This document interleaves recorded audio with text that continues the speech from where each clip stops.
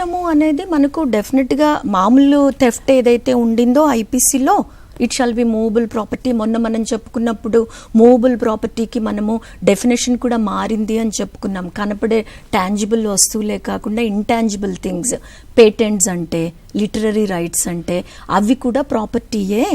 ఇప్పుడు నేను ఒక నావెల్ రాశాను, అందులో రాసిన దాన్ని నా సోర్స్ కోట్ చేయకుండా, నన్ను అడగకుండా అందులో ఉన్న సారాంశాన్ని ఎవరు కాపీ చేయడానికి వీల్లేదు. Of course copy right act విడిగా ఉంది, but it is like patents అలాంటివి కూడా మనం చూస్తూ ఉంటాం. పాటకు సంబంధించని, ఈ సినిమా కథకు సంబంధించి ఎన్ని ఈ కథ నాది కాపీ చేశారు కాబట్టి నేను కోర్టులో కేసు వేయటం, ఇవన్నీ చూస్తూనే ఉంటారు.